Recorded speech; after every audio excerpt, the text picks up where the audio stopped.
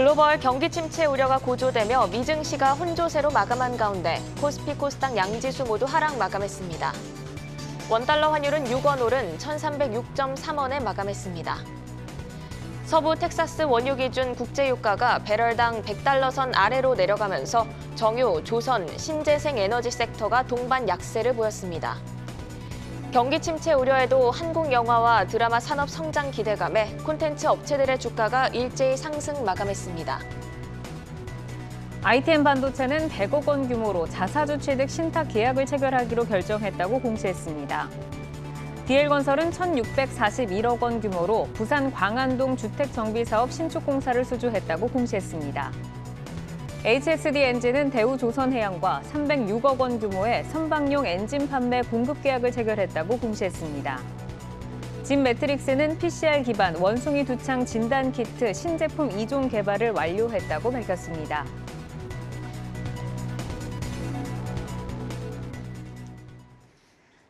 내일을 여는 성공투자 습관 투데이 한경 코리아마켓.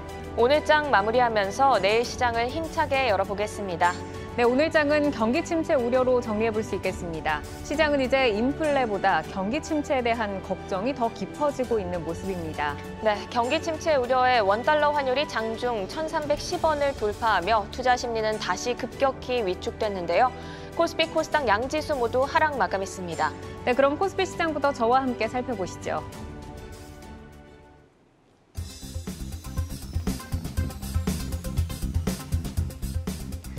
환율은 1,300원 위에서 움직이고 중국 베이징과 상하이시의 확진자가 재차 발생해 봉쇄 공포도 올라오고 있습니다. 유가의 급락은 긍정적이었지만 경기 침체 우려에 따른 하락일 수 있다는 점도 부담을 주고 있는데요.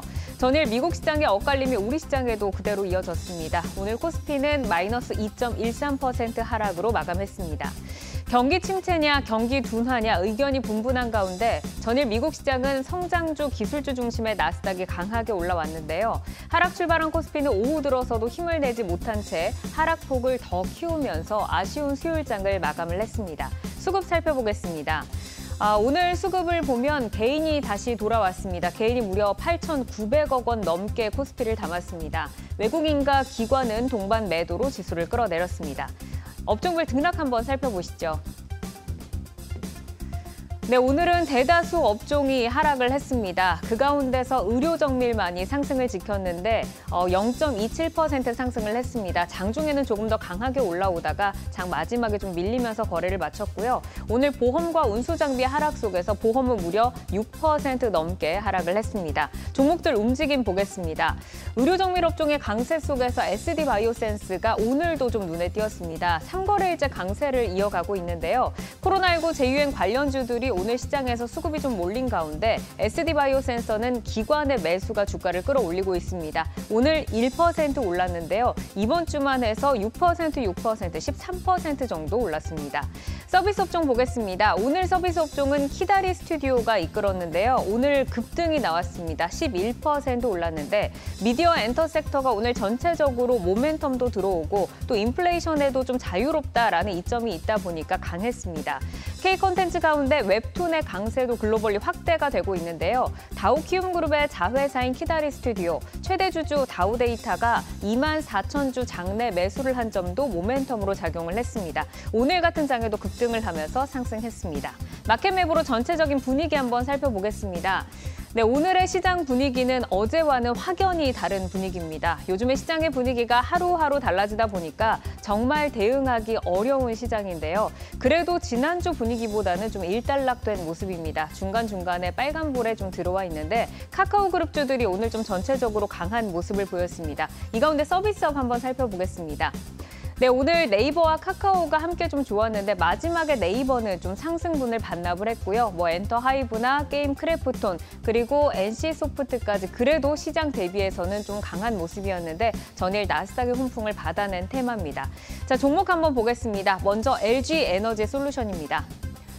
네, 일본의 1위 상용차 업체에 1조 원 규모의 전기차용 배터리 납품을 추진한다는 소식이 들려왔습니다. 오늘 2차 전지주들도 좀 전체적으로 안 좋았는데 그 2차 전지 대형주 중에서는 홀로 빨간불을 지켜냈습니다. 2.48% 오르면서 거래를 마쳤습니다. 이어서 한화솔루션 보겠습니다. 하나솔루션은 전일 유가가 급락하면서 오늘 신재생 에너지들, 태양광이나 수소, 풍력 할 것 없이 모두 약세를 마감을 했는데요. 하나솔루션 같은 경우는 태양광과 또 수소 사업, 이렇게 신재생에 좀 앞장을 서고 있는 기업입니다. 그렇다 보니까 오늘 하나솔루션이 무려 10% 넘게 빠지면서 종가 32,900원으로 거래를 마감을 했습니다. 시장이 반복되는 재료의 순환매가 좀 더 빨라지고 있습니다. 코리아마켓 오늘도 함께 하시면서 이번 주 전략 점검해 보시기 바랍니다. 이상 코스피 마감 정리해드렸습니다.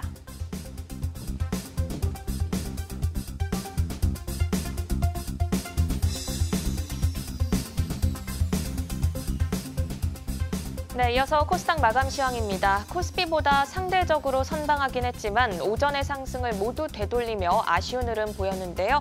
오늘 지수 보시면 0.8% 하락한 744포인트에 거래 마쳤습니다. 약보합으로 출발해 1%까지 상승폭 끌어올렸지만 오후장에 무너지면서 결국 하락 전환했고 저점 부근에서 장을 마쳤습니다. 이어서 수급 보겠습니다. 어제 잠시 돌아왔던 외국인, 오늘 바로 매도 포지션을 취했습니다. 460억 넘게 팔았고요. 반면 기관과 개인이 그 물량을 받아냈지만 지수 하락을 막기엔 역부족이었습니다. 업종별 등락도 한번 확인해 보겠습니다. 오늘 통신 서비스와 오락문화 업종이 가장 두드러지게 올랐지만 신재생 에너지주가 무너지면서 금속 업종은 가장 큰 하락률을 보였습니다. 3% 넘게 빠졌는데요. 종목으로 자세히 살펴보겠습니다. 먼저 엔터주를 보겠습니다. 블랙핑크가 다음 달에 컴백을 한다고 합니다. 1년 10개월 만에 완전체 활동인데요. YG 엔터테인먼트가 장 초반 11%까지 치고 올라오더니 JYP와 SM이 따라서 올라왔습니다. 오후 들어 상승폭 조금 반납하긴 했지만 상승 탄력 유지하면서 엔터 3사가 오락문화 업종 지수를 견인했습니다. 이어서 금속 업종 종목을 보겠습니다. 간밤 글로벌 경기 침체 우려로 국제 유가가 폭락을 했죠. 이에 신재생 에너지 수요에 대한 의구심도 피어나며 오늘 크게 밀렸습니다. 삼강 MNT가 10% 정도 빠졌고요. 동국 SNC도 8% 이상 하락하면서 업종 지수를 끌어내렸습니다. 이어서 시가총액 상위 종목들의 온도 마켓맵으로 살펴보겠습니다. LNF와 에코프로비엠 등 2차 전지주가 하락한 가운데 셀트리온 헬스케어와 셀트리온 제약은 강보합에 마감을 했는데요. 오늘은 게임주들을 확대해서 한번 보겠습니다. SK증권은 오늘 보고서를 통해 게임 산업에 대한 정부의 우호적인 입장이 기대된다고 전망을 했고요.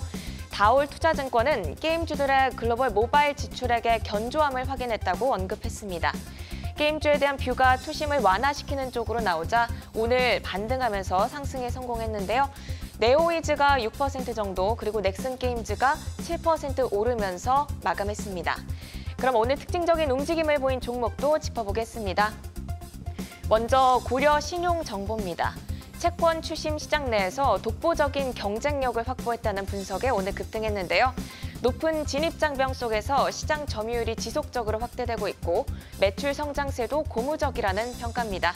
오늘 시장에서 꾸준히 올라와서 10% 상승하면서 고점 부근에서 마감했습니다. 이어서 HFR을 보겠습니다. 2분기 영업이익이 흑자 전환하면서 컨센서스에 부합할 것이란 증권가의 리포트가 나왔습니다. 여기에 저평가됐다는 매력까지 더해지면서 오늘 시장에서 주목을 받았는데요. 오늘 시장에서 6% 상승하면서 거래 마쳤습니다. 이렇게 특징주까지 짚어드렸고요. 지금까지 코스닥 마감 시황 정리해드렸습니다.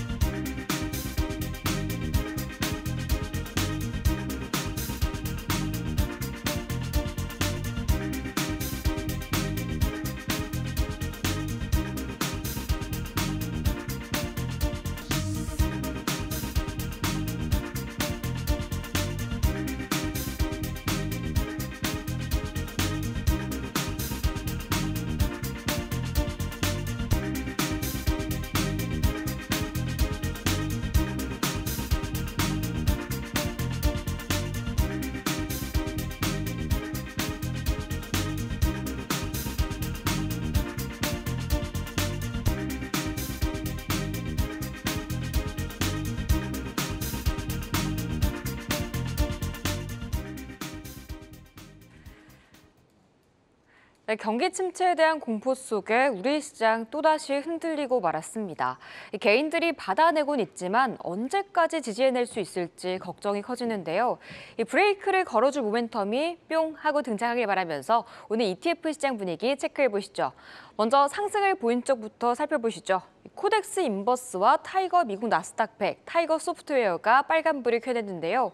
오늘 오후 들어서 급등하던 종목들의 상승폭도 줄어들고 또 하락으로 돌아서는 종목들이 늘어나면서 코스피는 2.1% 하락하며 2292포인트의 거래를 마쳤습니다. 1년 8개월 만에 2200선으로 주저앉은 가운데 인버스 상품들이 이틀 만에 다시 빨간불을 켜냈는데요. 그중 코덱스 인버스가 가장 많이 오르면서 2.3% 상승했습니다. 다음은 타이거 소프트웨어 살펴보시죠. 이 바닥을 딛고 월요일부터 3거래일째 빨간불을 켜내고 있습니다. 간밤 미국 플랫폼주들 상승을 보였고요. 여기에 카카오와 네이버, 싸다란 인식 속에 최근 저가 매수가 유입되면서 오름세를 나타내고 있는데요. 카카오 오늘 2% 올랐고요. 네이버도 강보합, 아프리카TV나 네오위즈 같은 미래 성장주들이 빨간불 켜내면서 이 상품의 상승을 이끌었습니다. 다음은 하락을 보인 쪽 살펴볼까요? 이 타이거 원유 선물 이넨스드 환해지 상품의 급락이 두드러졌는데요. 이 경기 침체 우려 속에 간밤 국제유가가 급락을 보였습니다. 이 100달러 선이 붕괴되면서 99달러를 기록했죠. 여기에 이에 더해서 시티그룹에서는 유가 올해 연말에는 65달러까지 하락할 수 있다는 의견을 내놓으면서 투심이 흔들리고 있습니다. 이에 8.9% 급락하면서 5,170원에 거래를 마쳤습니다. 다음도 타이거 200 중공업도 크게 밀렸는데요. 국내 조선업계 4년 만에 상반기 발주량에서 전 세계 1위를 했다는 소식이 들려왔습니다. LNG 수주 훈풍이 만들어낸 결과인데요.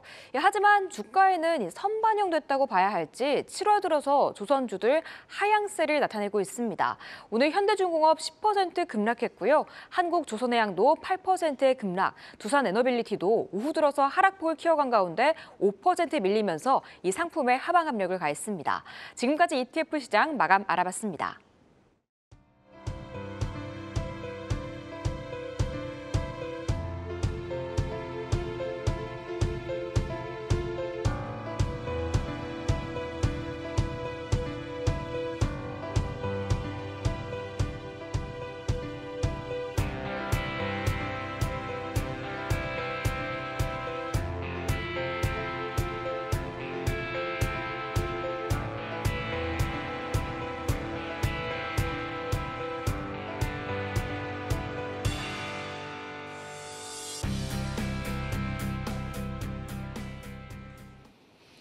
아시아 마감 시황입니다. 오늘 주요 아시아 증시는 글로벌 경기 침체 우려에 일제히 약세를 보였습니다.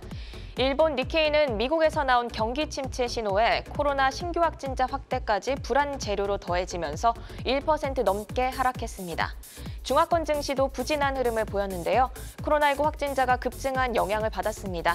상하이 종합지수가 1% 넘게 하락 마감했고 이 시각 현재 홍콩 항생지수는 2% 가까이 하락하며 거래되고 있습니다.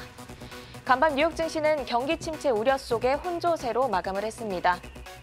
우리 시간으로 밤 11시 미국 6월 ISM 비제조업 지수가 발표되고 내일 새벽 3시엔 FOMC 6월 의사록이 공개될 예정이니 주의 깊게 보셔야겠습니다.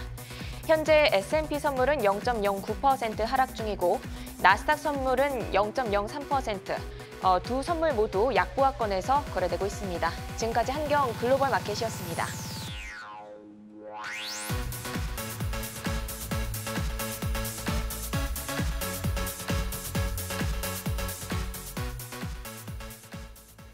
우리 시장을 이끄는 하나의 주체, 바로 개인 투자자들이죠. 지난 6월 29일부터 7월 5일까지 5거래일 사이 개인은 어떤 종목을 사고 또 팔았는지 알아보겠습니다. 코스피 시장부터 살펴볼까요? 삼성전자 5,981억 원어치 순매수하면서 1위 자리 유지하지만 SK하이닉스는 순위가 내려가고 있습니다.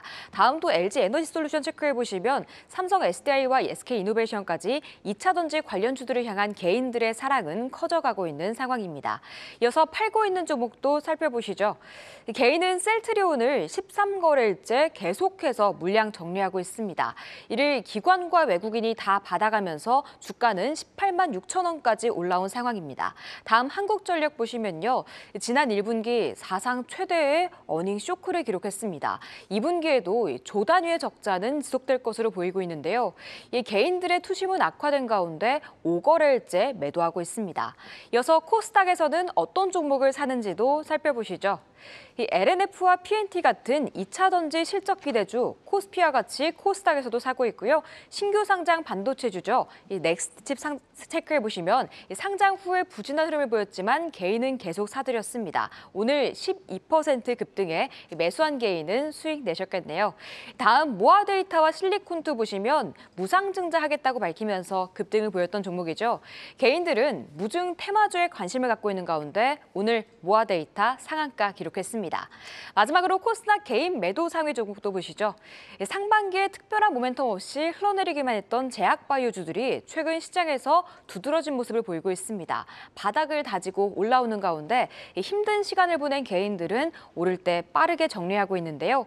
셀트리 헬스케어와 레고캠바이오, 휴마시스까지 모두 팔고 있습니다. 다음 스튜디오 드래곤 보시면 이 디즈니 플러스양 판매가 시작됐고 넷플릭스양 판매도 호조를 이어가는 가운데 올 2분기에 최대 이익을 낼 것으로 전망되고 있습니다.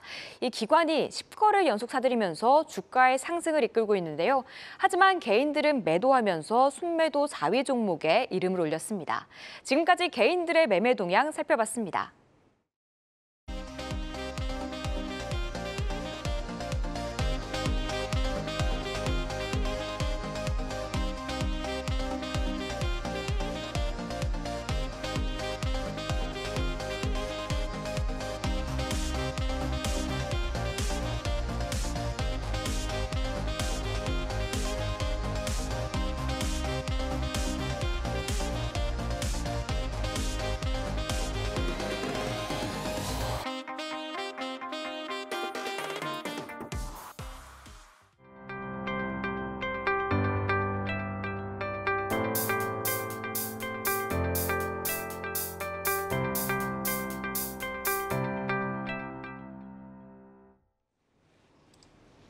투자자들의 주요 매매 종목들 속에서 종목 이슈 점검하고 전략 세워보겠습니다. 오늘은 이기택 메리츠증권 여의도 영업부 이사, 정경민 IBK 투자증권 분당지점 차장과 함께하겠습니다. 두 분 어서 오십시오. 네, 안녕하십니까. 안녕하세요. 네, 바로 첫 번째로 살펴볼 종목은 엔터주입니다. 이익 성장 기대감 그리고 블랙핑크 컴백 소식 등으로 엔터주가 오늘 동반 강세를 보였는데요. 내일 삼성전자 실적 발표를 시작으로 2분기 실적 시즌이 이제 시작이 되죠. 엔터주의 2분기 실적을 어떻게 기대해봐도 좋을까요? 일단 결론적으로는 실망은 아니지만 그렇다고 해서 뭐 서프라이즈가 날 가능성도 그렇게 높지는 않다 이렇게 좀 전망하고 있습니다. 이게 일단 주요 엔터 4사 그리고 중소 엔터사들 모두 2분기는 대부분 실적 가이던스를 겨우 좀 맞춰가는 이제 그런 수준을 만들어갈 가능성이 좀 높은데요. 그 이유로 보면은 역시 이제 NFT나 또 뭐 플랫폼 등 이제 신사업적인 그런 확장적인 그런 사업에 있어서 좀 비용적인 지출이 상당히 많았어요. 작년부터. 그래서 이제 상반기에 좀 지출이 좀 많았다라는 부분이 좀 있고, 그리고 이제 리오프닝을 감안해서 이제 팬덤들의 결집을 조금 기대를 했습니다만 이제 군소 기획사의 아티스트들이 상당히 좀 침투를 잘한 이제 그런 부분도 있다 보니까 기존의 이제 주요 기획사의 아티스트의 굿즈나 또 음반 매출이 예상보다는 조금 떨어질 그럴 가능성이 있지 않나 이렇게 좀 보고 있고요. 그럼에도 불구하고 이제 대표 이제 연예 기획사들의 이제 공연 대흥행이 좀 있었죠. 그리고 이제 최소한으로 예상을 했었던 음반 판매 이런 것들은 달성이 됐을 가능성이 좀 높기 때문에 아무래도 가이던스를 쉽게 벗어나는 이제 그런 흐름이 나올 가능성은 높지 않다 이렇게 좀 보여지고요. 그렇기 때문에 어느 정도 실적을 맞춰가고 그래서 시장 대비 좀 강세를 유지할 수 있는 그런 요인이 아니었나 개인적으로는 이렇게 좀 판단을 하고 있습니다. 그래서 향후 이제 신규 아티스트들의 좀 성공적인 팬덤 확보 그리고 신사업, M&A 뭐 이런 좀 비용 지출의 요인들이 좀 많기 때문에 과거 2년에서 3년 동안 우리 코로나 시절에 언택트 시절에 올라왔었던 그런 이제 K-팝 또 K 컨텐츠 뭐 이렇게 그런 분위기로 만들었었던 그런 주가의 속도감이 앞으로 계속해서 나타나기는 현실적으로 조금 어렵지 않을까라고 보고요.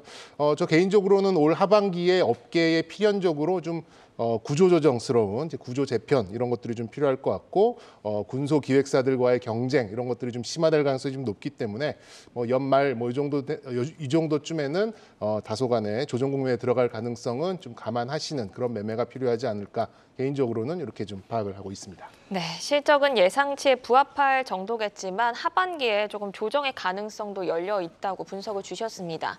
이 엔터주들의 또 다른 이슈 중 하나가 K-팝에 투자하는 ETF가 7월 중 뉴욕 증시에 상장한다는 소식인데요. 실질적으로 엔터주의 또 다른 모멘텀으로 작용을 할 수 있을까요? 네, 뭐 그렇게 볼 수 있겠습니다. 왜냐하면 수급 이슈가 있었잖아요. 그동안 공매도가 계속해서 늘어났던 부분도 있었는데 아무래도 이러한 펀드죠. ETF가 지금 현재 1조에서 2조 규모를 예측하고 있어요. 그런데 전체적으로 시가총액을 봤을 때 뭐 하루에 한 300~400억 정도씩의 수급은 계속해서 채워질 가능성이 높고요. 이 펀드의 규모가 높아질수록 사실 저희가 기대했던 부분은 공매도와 이제 결국에 새로운 수급, 패시브 자금과의 이제 싸움이 될 텐데요.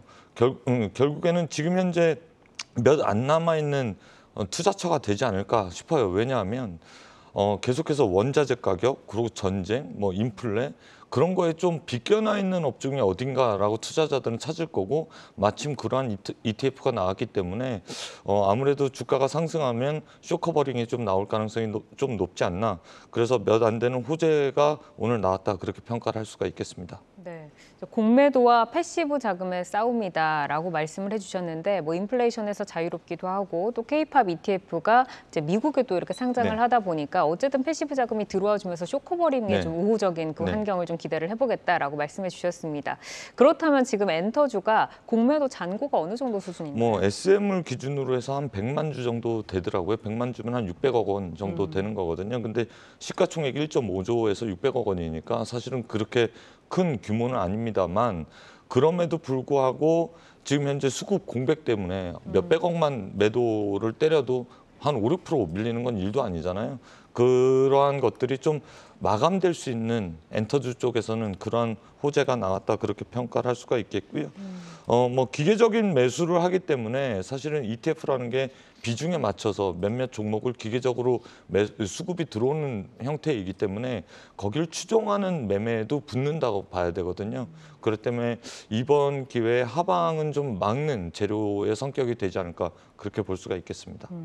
어쨌든 수급 모멘텀이 앞으로 있는 데다가 지금 현재 받아줄 주체가 없어서 뭐 공매도가 그렇게 큰 규모는 아닙니다만 누가 매도를 했을 때 이게 확 빠져버리는 그런 지금 네. 특성이 있기 때문에 어쨌든 이제 좋은 환경이 앞으로 형성될 가능성을 말씀해 주셨습니다.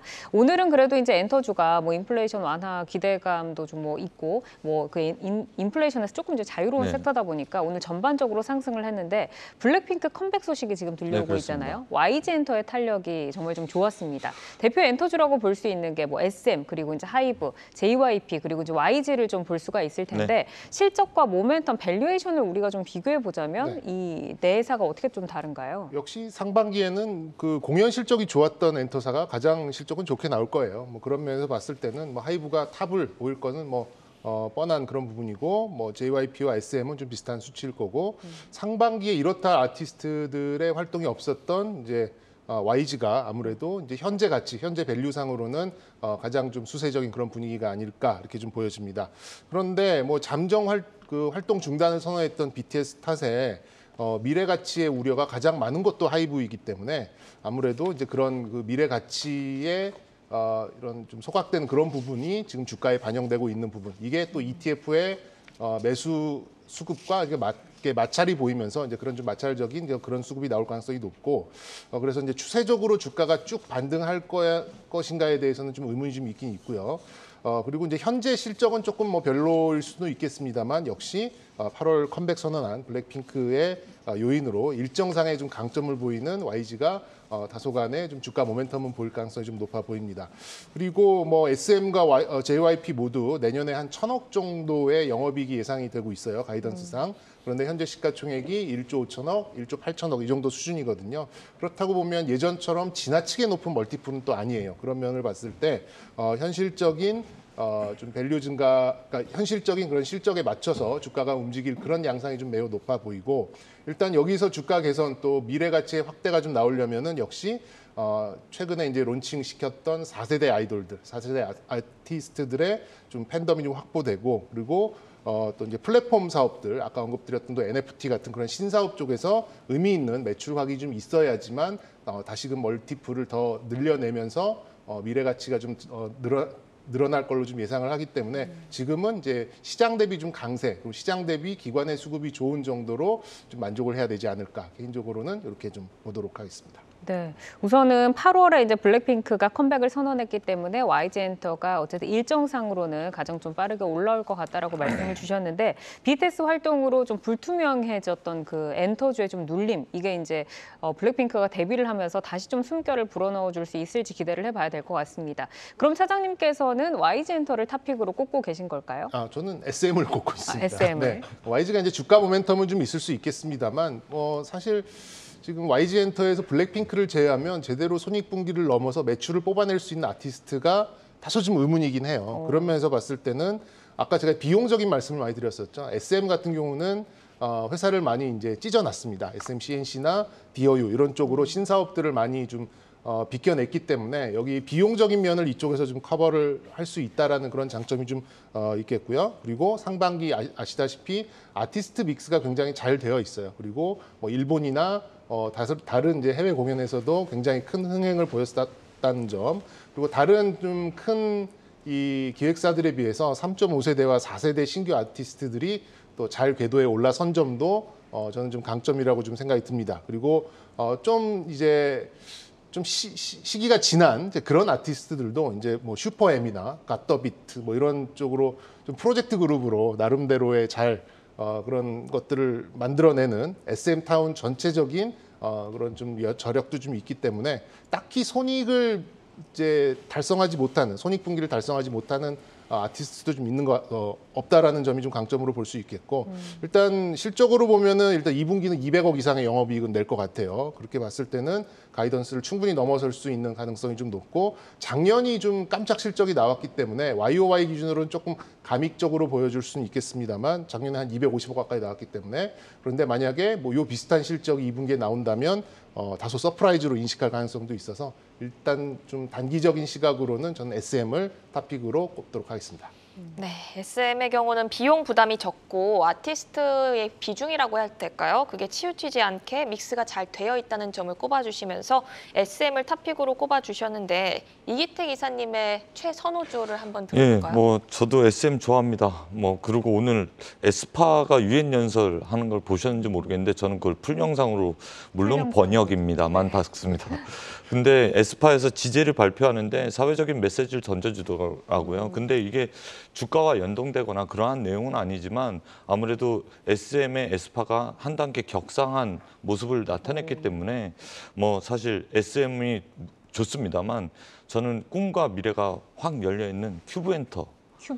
예, 거기가 시가총액은 훨씬 더 작습니다만 경쟁력은 갖춰 있어서 만약에 엔터 미디어 쪽에서 뭔가 추가적으로 상승한 레벨업 될 만한 빠른 종목이 뭔가 있을까라고 했을 때 큐브엔터가 되지 않을까 싶거든요.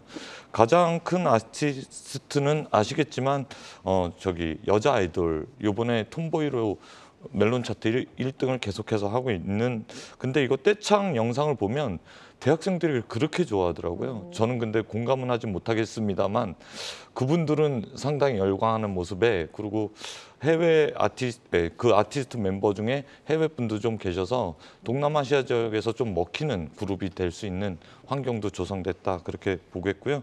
물론 동남아시아 지역뿐만이 아니라 지금 현재 서울, LA, 뉴욕 세계 한 16개의 지역에서 콘서트를 하거든요. 지금 6월 달서부터 계속해서 진행 중인데 한 5만 명 이상의 관객을 이제 지금 현재 공연 월드 투어를 하고 있기 때문에 2분기 실적도 기대할 만한 수준까지 올라갈 것이다, 그렇게 보여지고요. 뭐 보이그룹도 사실 상당히 탄탄합니다. 보이그룹도 있기 때문에 펜타곤이라든가 뭐 그 외에 보이그룹들도 앞으로 성장성이 있는 상황들을 보여주고 있어서 지금 현재 큐브엔터가 많이 눌려 있는 상황인데 이러한 것들이 모멘텀이 돼서 내년도 실적을 기인하지 않을까 그렇게 생각이 되고요. 물론 SM이나 뭐 여타 YG처럼 큰 메타버스 비즈니스를 하지 않냐 뭐 그러한 의문이 있으실 건데 큐브엔터도 사실 글로벌리하게 애니모카라는 샌드박스 되게 유명한 메타버스가 있는데 그 안에서 큐브엔터와 협약을 통해서 아티스트를 통한 NFT와 코인 비즈니스를 할 것으로 보여지기 때문에 이쪽에서도 이제 소외되지 않고 사업이 진척되고 있다 그렇게 평가할 수가 있겠습니다. 네, 이기택 이사님은 SM도 좋게 좀 봐주셨지만 최근 무섭게 치고 올라오고 있는 여자아이들이 있는 큐브엔터를 최선호주로 꼽아주셨습니다. 이렇게 오늘 다양한 호재로 주목받고 있는 엔터주 점검해봤는데요. 다음은 바이오주로 한번 넘어가 보겠습니다. 제약바이오가 약세장 속에 경기 방어주로 부각되면서 상대적으로 선전하고 있는데요. 그 흐름을 어떻게 보고 계시는지 궁금한데 이사님은 어떻게 보고 계셨어요? 사실 제약바이오가 억울한 주식이죠. 저희가 코로나 때 마스크를 쓰고 다녀서 아무도 병에 걸리지 않았습니다. 그래서 제약바이오 실적이 상당히 좋지 않았는데 사실 코로나만 걸렸지 다른 여타 병들도 걸리지 않았거든요. 그랬는데 감기 이제 환자도 확 네, 줄었죠. 감기 환자도 확 줄었고 병원에 내원하시는 분도 확 줄었죠. 그런데 이제 팬데믹이 지나서 결국에는 제약바이오 1분기 실적을 보면 올라왔네라고 느끼시는 분들이 꽤 많거든요. 사회활동을 하면서 일반 기저질환이라든가 그리고 감기 환자들도 늘어나는 추세이기 때문인데요. 그거 이외에 또 하나 좀 신약 개발 쪽에서 말씀을 드리고 싶은데 2년 동안 여타 학회나 뭐 그런 것들이 열리지 않고 최근에 들어서 이제 오프라인 학회가 열리고 있는데 사실 이 비즈니스가 대면 비즈니스가 의외로 많거든요. 그러니까 영상이라든가 그리고 데이터로만 가지고 상대방과 딜을 하기 쉽지 않은 구조에서 신약 개발은 점차적으로 더디게 진행된 부분이 있었다라고 보여지고요. 2년 동안 우리 신약 개발 업체들이 사실 비용만 썼지 여타 보여준 게 없었어요. 그동안 애로는 몇 건이 있었습니다만 그게 개별 몇몇 기업에 속해 있던 거지 예전처럼 임상 3상에서 빠그라지는 일이 허다하게 나타났기 때문에 신약 개발 쪽에 이제 투자자들은 많이 상실감을 느끼고 발을 빼는 분위기가 2년 동안 연출됐거든요. 이제 본격적으로 그러지 않을 것이다라는 리포트들이 나오기 시작했어요. 왜냐하면 이제 상반기 때부터 대면 학회가 많이 이루어지고 있고 그동안 2년 동안 축적해온 데이터들을 통해서 에러가 한두 건씩 나타나고 있고 알테오젠이 보여준 임상 데이터라든가 매드팩토 보여줬던 신약 개발 임상 데이터들이 상당히 양호하게 나오면서 시각이 조금씩 개선되고 있다라고 보여주고요. 무엇보다 선방에 서 있는 셀트리온이 2분기 때부터 실적 개선이 좀 나타날 것으로 보여지고 삼성바이오로직스가 4공장이 본격적으로 가동되면서 제약바이오 쪽에서 순풍이 불어올 시기가 다가왔다. 그렇게 온기가 느껴지는 상황입니다. 네, 신약 개발 쪽에서 2년 동안 학회가 열리지 않았는데 이제 대면 비즈니스가 다시 열리게 됐죠. 그러면서 축적된 데이터로 라이센스 아웃이 좀 이뤄지면서 뷰가 개선되는 흐름, 그리고 그중에서 셀트리온이 좀 대장으로 끌어주는 그런 흐름을 예측을 해주셨습니다. 어제 오늘 이 코로나 재확산 조짐에 진단키트주나 백신 관련주도 주목을 받았었는데요. 일회성으로 봐야 할까요? 아니면은 더 봐도 될지 투자자들이 어떤 점을 주의하면서 대응하는 게 좋을까요? 일단 일회성은 아니겠습니다만 한계는 분명히 있다고 봅니다. 일단 팬데믹의 정점을 좀 봤고요. 우리가 해당 종목들의 매출과 이익단의 피크를 봤기 때문에 코로나 수치에 대한 이런 좀 대응적인 이제 그런 주가의 움직임은 나올 수는 있겠습니다만 여기에서 멀티플을 예전처럼 확 늘려갈 만한 그런 요인이 작용되기에는 다소간 한계가 좀 있어서 저는 이거는 다소간의 그 테마성 트레이딩 정도는 충분히 가능할 수는 있는 이제 그런 영역으로는 볼 수는 있겠습니다만 맘 놓고 투자할 수 있는 중장기적인 그런 종목으로 보기에는 좀 무리가 있다 이렇게 좀 보여지고 가장 중요한 부분은 이제 정부의 대응 수준인데요. 다시 코로나 이전처럼 공포를 느끼면서 전면적인 봉쇄나 그리고 방역 강화 이런 쪽으로 속도감을 밀어붙일 가능성은 높지 않기 때문에 저는 명확한 호재 요인보다는 차액 실현과 하락에 민감한 이제 그런 양상을 띌 가능성이 좀 많아 보여요. 그래서 말씀드렸듯이 투자의 관점에서는 시각을 높여가기에는 좀 한계가 있다. 하지만 일부 이제 이 뉴스나 또 코로나 수치에 이제 이제 접목이 돼서 움직이는 이제 그런 트레이딩 국면으로는 뭐 이렇게 접근을 할 수 있는 이제 그런 부분은 살아 있다. 이렇게 좀 요약을 드릴 수 있겠습니다. 코로나19가 좀 재확산이 된다고 하더라도 우리가 이제 많이 좀 겪어봐서 좀 신선한 그 테마는 아닌 것 같습니다. 어쨌든 이제는 조금 주의를 해서 보자라고 말씀을 주신 것 같은데 제약바이오 업종을 요즘에 좀 보고 있다 보면은 그 상저하고의 패턴으로 하반기 이익 성장도 말씀을 좀 해주셨지만 좀 수급이 좀 들어오는 것 같은 느낌도 들거든요. 하반기의 성장 모멘텀 그리고 주목할 종목은 좀 어떤 게 있을까요? 일단 지금 바이오가 왜 오르냐? 그러니까 그 전에는 이제 몰랐죠. 모르다가 움직이니까 이러이러해서 오르는 게 아닐까라고 이제 추정이 이제 붙는 이제 다소 사후적인 그런 분석이 좀 있었을 뿐인데 사실 하락의 이유는 명확했죠. 성장주에 따른 이제 시각의 후퇴였는데 지금 그렇다고 해서 뭐 할인율이 변동한 것도 아니고 제약바이오 쪽에서 굉장히 강한 모멘텀이 나올 만한 뭐 기술 수출이라든가 아니면 임상 실험이라든가 이런 게 좀 이렇게 명확하게 나오지 않은 상태에서 좀 상승을 했다라고 하는 것은 아무래도 이 상당히 많은 악재를 좀 선반영시켰다라는 게 뭐 가장 큰 요인이 아닐까 좀 싶습니다. 종목으로는 저는 이제 크게 바이오 시밀러 쪽에서는 셀트리온, 그리고 신약 개발 쪽에서는 케어젠, 그리고 이제 기존의 대형 제약사 쪽에서는 대웅제약 이렇게 좀 꼽고 있는데요. 셀트리온은 뭐 최근 차이나 바이오테크 지수랑 거의 상관관계가 0.9 이상 굉장히 높은 수준으로 비례를 하면서 지금 올라가고 있는 그런 상황인데 그동안 이제 레키로나 그러니까 코로나 치료제에 너무 많은 시간과 비용을 썼던 것 같아요. 이제 그런 거에서 이제 빠져나오면서 이제 바이오 시밀러 쪽이 다시금 좀 집중을 받는 모습이 좀 나오면서 회복을 하는 이제 그런 양상으로 좀 볼 수 있지 않을까 좀 싶고 그리고 케어제는 신약은 아닙니다만 역시 이제 그 건강 보조식 개념으로 당뇨 환자들에게 상당히 유의미한 이제 그런 효과를 줄 수 있다는 이제 그런 가능성과 또 검증 단계를 좀 거쳤기 때문에 하반기에 굉장히 좀 유망한 그런 쪽으로 좀 보고 있고 마지막으로는 대웅제약은 뭐 아시다시피 이제 전문의약품 또 톡신 그리고 최근에 신약으로 나왔던 이제 역류성 질환 신약 이런 것들도 잘 믹스가 돼서 일단 이 바이오시밀러 쪽은 셀트리온 그리고 이제 신약 쪽은 케어젠 그리고 대형 제약사 쪽은 대웅제약 이렇게 좀 꼽아보도록 하겠습니다. 최근에 저희 그 프로그램에 나오신 또 애널리스트께서 셀트리온 같은 경우는 그 램시마 SC 좀 기대해 볼 만하다라고 말씀 주시더라고요. 뭐 케어젠도 당뇨 환자식 그리고 대웅제약도 신약 모멘텀이 있다라고 말씀을 해주셨습니다. 자, 그럼 저희가 이제는 자동차 섹터로 좀 넘어가 보도록 하겠습니다. 자동차가 좀 잘 가나 싶었습니다. 뭐 유럽에서 상도 받고 좀 좋은 얘기가 들려오다가 갑자기 압수수색과 뭐 배기가스와 이런 얘기가 나오면서 호재와 악재를 넘나들며 투자자들을 좀 혼란스럽게 하고 있는데 모멘텀과 리스크 좀 점검을 해보고 갈까요? 네. 1분기 때 주가를 끌어올렸었던 그러니까 하방을 막아줬던 재료가 사실 실적이었어요. 뭐 공급망 이슈에다 반도체 이슈 전방이 좋지 않은데도 불구하고 호실적을 발표했거든요. 1분기 때 보면 다시 한번 시계를 뒤로 돌려서 기아가 18조의 영업이익 1.6조를 냈거든요. 그런데 시장 예상치는 1.3조였어요.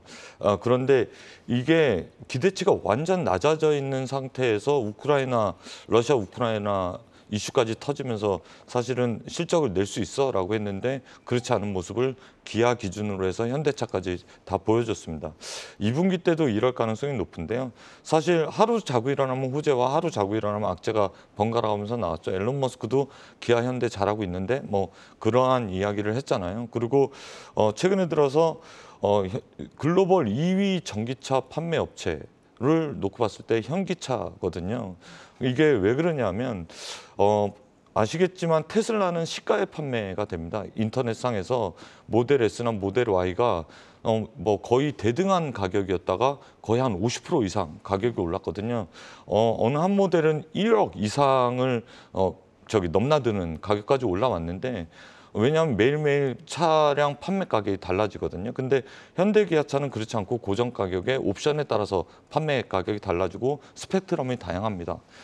그런데 같은 내용의 같은 레벨의 차를 6천만 원에서 5천만 원에 살 수 있는데 1억을 주고 산다라고 하면 너를 왜 내가 1억을 주고 사야 돼? 소비자들은 이제 테슬라를 볼 때 굳이 그렇게까지 가격을 줘야 될 타당한 이유를 찾지 못하는 거죠. 그게 바로 최근에 테슬라 주가 약세에 1조를 한다라고 보여지고요. 현기차를 놓고 봤을 때 경쟁력은 충분하고 잘 만들었는데 그럼에도 불구하고 거의 한 절반 가격에 가까운 차량 가격이 유지되고 있어서 경쟁력이 두각되고 있다라고 보여질 수가 있겠습니다. 그리고 이제 배기가스 검사 불합격 소식을 말씀하셨는데 독일 검사 쪽에서 했던 내용인데 이게 벌써 10년 전 가까이 시계열을 돌린 얘기거든요. 2015년도에 판매됐던 걸 이제 전수조사를 하겠다라고 얘기가 나온 건데 사실은 폭스바겐이라든가 여타 미국에서 배기가스 먼저 잘못한 쪽은 그쪽이고 그때 전 세계 완성차 업체들 전수조사를 했거든요. 그런데 이제 와서 다시 거들떠 본다라는 것 자체가 사실 현대차에서는 준비가 꽤 돼 있을 거라고 개인적으로는 예상이 되고요. 만약에 현기차가 그런 게 대비가 되어 있지 않으면 사실 그때 압수수색했던 데이터들이 먼저 선제적으로 나왔어야 됨에도 불구하고 대부분 클리어하게 통과했던 부분들을 살펴봤을 때 앞으로 갑론을박이 있겠지만 이건 충당금을 쌓아나가면서 법적 조치를 할 가능성이 있다라고 볼 수가 있겠습니다. 매년 나오는 노사분규 이야기도 사실은 현기차 투자자분들한테는 되게 고통스러운 부분이긴 한데 사실 요즘 완성차 업체들 노사분규가 있을 때 노조편을 드는 언론은 못 봤거든요. 대부분 지금 현재 이렇게 어렵게 사업을 꾸려나가고 꾸역꾸역 달리고 있는데 노조까지 이렇게 나선다라고 하면 국가 전체적으로 사실 노조 편을 들기 힘든 상황이 되지 않을까. 투자자 입장에서 본다라고 하면 그런 관점이 좀 생길 가능성이 있기 때문에 정루방 다 안 좋음에도 불구하고 2분기에도 호실적을 나타낸다라고 하면 사실 2분기 때는 어닝그로스가 계속 깎여 내려가고 있는 상황 속에서 몇 안 되는 업종 중에 하나가 완성차가 되지 않을까 싶어서 오늘 주가가 조정이 나왔음에도 불구하고 이러한 상황에서는 다시 또 2분기 실적 기대를 보면서 투자를 꾸준히 늘려나가야 될 상황이다라고 말씀드리고 싶어서 오늘 완성차 이야기를 드렸습니다. 네, 배기가스 관련한 압수수색은 좀 일시적인 노이즈로 보신 것 같아요. 그리고 현기차에 대해서는 가격 경쟁력이 더 있기 때문에 긍정적 시각을 가지고 계신 것 같은데요. 그러면 이 현대차, 기아 투자 전략을 제시해 주신다면 어떻게 제시해 주실 수 있을까요? 예, 앞으로도 넘어야 될 산들이 많을 것으로 보여져요. 그런데 제가 드리고 싶은 말씀은 이렇게 6분기 연속해서 호실적을 보였는데 주가는 오른 게 없습니다. 그럼 밸류에이션만 싸진 거겠죠. 글로벌리 가장 싼 완성차 업체가 어디고 그 모든 영역에서 비즈니스를 하고 있는 데가 어디냐를 놓고 봤을 때 현대 기아차입니다. 최근에 토요타 주가와 현대 기아차 주가가 반대 방향으로 가는 건 토요타는 전기차를 아예 대응을 못하고 있다라고 보여주면 되겠습니다. 글로벌 완성차 5위 업체 중에 한두 업체들이 이렇게 뒤로 밀려나면 그때 달릴 수 있는 게 현대기아차가 아닌가 싶고요. 만약에 2분기 실적도 상당히 양호하게 나오고 실적 가이던스가 다른 쪽은 다 하방으로 꺾이는데도 불구하고 완성차 업체가 올라간다라고 하면 밸류에이션 매력이 충분히 있다라고 판단할 수가 있겠습니다. 네, 밸류에이션 측면에서도 정말 매력적이다라는 분석 주셨습니다. 이기택 이사님은 그나마 약세장에서 완성차 업체들이 대안이 될 수 있다 이런 의견을 주셨는데요. 그러면 차장님은 자동차 부품주들에 대해서는 어떻게 판단하시는지 궁금해요. 긍정적인 시각으로 마찬가지로 접근해도 될까요? 전반적으로 긍정적이다라는 거는 좀 어려울 것 같고요. 왜냐하면 영업이익률이 다들 아시다시피 1%, 2% 이렇게 나옵니다. 그렇다 보니까 현 상황에서는 그렇다고 이렇게 매출, 볼륨이 확 늘어나는 이렇게 차량 수량이 이렇게 많이 또 가는 그런 부분이 아니다 보니까 규모의 경제로 가는 이제 그런 상황이 아니라면 부품사들한테는 상당히 좀 한정적인, 지금은 어쨌든 현대기아차가 자리를 잡고 반도체나 이런 그 조달 부분이 좀 풀리고 그러면서 매출이 풀려야지만 이런 좀 부품사들한테 전반적인 또 이 호시기가 올 거라고 생각이 들고요. 하지만 저는 이제 아이오닉 6랑 제네시스 EV 모델 출시에 맞춰서 이벤트적인 이제 그런 모멘텀은 한번 있을 거라고 봐요.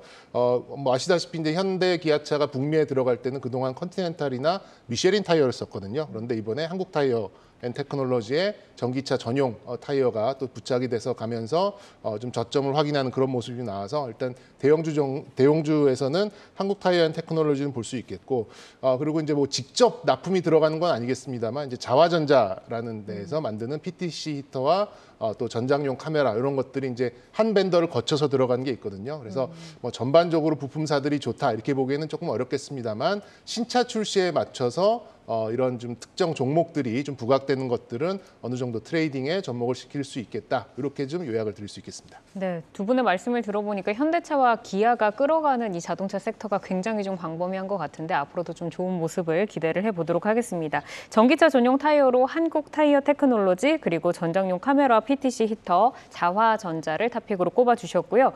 이어서 신재생 에너지 관련주 좀 보도록 하겠습니다.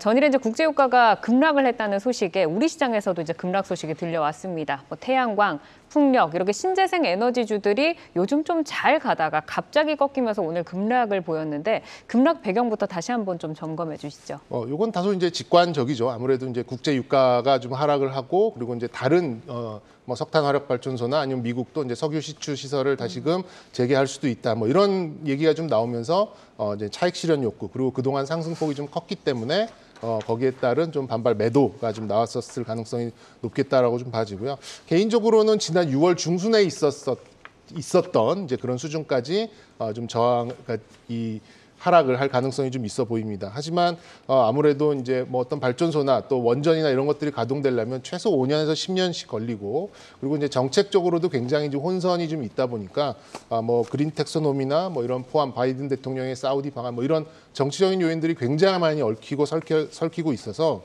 제가 보기에는 이것도 다소간의 이제 노이즈로 끝날 가능성이 좀 높고요.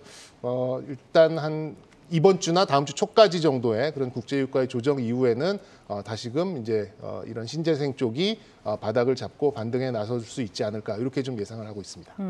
뭐 수소펀드도 뭐 5천억 원 규모로 출시도 되고 뭐 장기적인 트렌드로 보자면은 뭐 태양광은 지금 유럽과 미국에서 좀 적극적으로 정책상으로 설치를 하고 있고 풍력이나 뭐 신재생 에너지가 앞으로는 어쨌든 놓치고 갈 수는 없는 아이템인 것 같은데 그렇다면 이제 향후에 관련 시장 성장성을 어느 정도로 좀 전망을 하시는지 궁금하고 계속해서 만약에 하락을 한다 이렇게 하면 매수 관점으로 접근이 가능하다라고 생각을 하실까요? 네, 일단 저는 아까 언급드렸던 이제 6월 중순에 있을 정도의 가격까지 좀 간다면 그 정도부터는 이제 분할 매수 국면이 충분히 가능한 그런 상황이 아닌가 좀 싶고요. 다음 주 이제 11일이에요. 그때 이제 노드스트림에 대한 이제 정기 점검이 있습니다. 일시적으로 가스를 잠그게 되죠. 그래서 이걸 다시 열어주냐 안 열어주냐 이것도 국제 유가에 영향을 또 줄 수 있을 것 같고 이게 좀 상당히 좀 단기적인 부분이고요. 그리고 이제 러시아에서 지금 상대적으로 싼 에너지를 받아가고 있는 중국과 인도는 아시다시피 가스관이 없습니다. 배로 실어 날라야 되는 부분이죠. 그렇기 때문에 또 태양광도 중국이 이제 신장 위구르 지역에서 폴리실리콘을 주로 생산하는데 또 미국 쪽에서는 엄청난 관세로 그 신장 위구르의 인권 문제를 좀 다루고 있는 부분들이 좀 있어요. 그래서 이런 것들이 정치적으로 한 방에 싹 풀린다? 저는 그럴 가능성은 없다라고 봅니다. 그런 면에서 봤을 때는 역시 이제 태양광 쪽에서는 이제 OCI 그리고 풍력 쪽에서도 뭐 CS 윈드 같이 대표성이 있는 종목들이 먼저 반등을 할 것이고 그것들이 좀 반등을 하는 시점은 제가 말씀드렸던 6월 중순에 있었던 그런 지지선 거기까지는 좀 하락을 좀 열어두시고요. 그리고 범에너지 개념에서는 국제유가는 당분간은 요 상향 평준화돼서 움직일 가능성이 좀 높기 때문에 지금 모든 것이 풀려서 다 최상의 시나리오로 흘러가서 신재생 에너지들이 다시 제자리로 갈 것이다. 이런 가정은 안 하시는 게 어떨까 이렇게 좀 말씀드리겠습니다. 어쨌든 제자리는 아니고 앞으로 상방으로 조금 자리를 할 그렇죠. 것이다라고 말씀 주셨는데 좀 궁금한 게 네. 그러면 태양광과 수소와 네. 또 풍력 가운데서 어떤 섹터를 가장 좀 유망하게 저는 보시나요? 개인적으로는 태양광을 가장 선호합니다. 그게 또 가장 빠르고요. 현실적으로. 그리고 국내 업체들이 가장 큰 수혜를 볼 수 있기 때문에 OCI. 상대적으로 OCI. 네. 네, 알겠습니다. 이기택 이사님은 그러면 신재생 에너지 관련주에 대해서 어떤 시각 유지하고 계세요? 예, OCI 그동안 고생했죠. 뭐 사실 10년 전 동양제철화학 때부터 폴리실리콘 가격이 뭐 어마어마하게 올랐을 때 수혜를 봤던 그게 이제 10년 구조조정이 끝나서 이제 빛을 보는 거거든요. 중국의 사실 무차별적인 생산력과 그리고 단가 인하 때문에 사실 대부분의 업체가 고사를 했고요. 그나마 살아남은 게 OCI다 그렇게 볼 수가 있겠습니다. 폴리실리콘 평균이 2,000달러로 이제 설정이 돼 있는 사업 계획이 있는데 최근에 들어서 3,000불을 넘어섰죠. 그러니까 사업 계획에 맞춰서 사실 OCI를 본다라고 하면 지금 실적을 놓고 봤을 때 사상 최대 실적인데 주가 수준은 10년 내에 최대 실적인데 주가 수준은 되려 오늘 조정에 따라서 밸류에이션은 한 5배 정도도 안 되는 모습이다라고 볼 수가 있겠고요. 무엇보다 전기를 싸게 생산해야 되고 폴리실리콘도 청정 지역에서 싸게 생산해야 되거든요. 근데 OCI는 경쟁력을 갖춘 게 말레이시아에서 수력으로 전기를 생산하는 쪽에서 폴리실리콘을 생산해서 사실 아까 신장 지구로도 제대로 짚어주셨는데 중국에서 신장 위구르 지역에서 폴리실리콘을 생산하는 이유는 그쪽이 전기료가 싸기 때문입니다.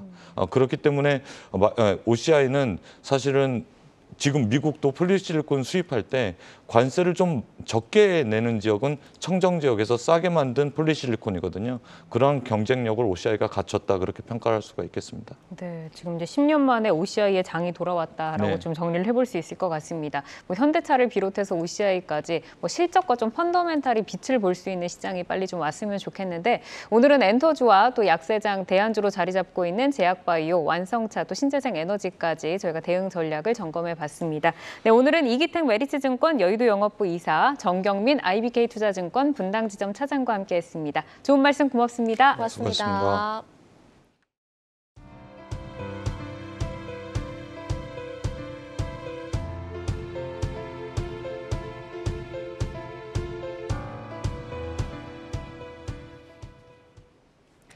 내일을 여는 성공투자습관 투데이 안경 코리아마켓 저희가 준비한 소식 여기까지입니다. 저희는 내일 오후 4시에 찾아오겠습니다. 오늘도 고생 많으셨습니다. 고맙습니다.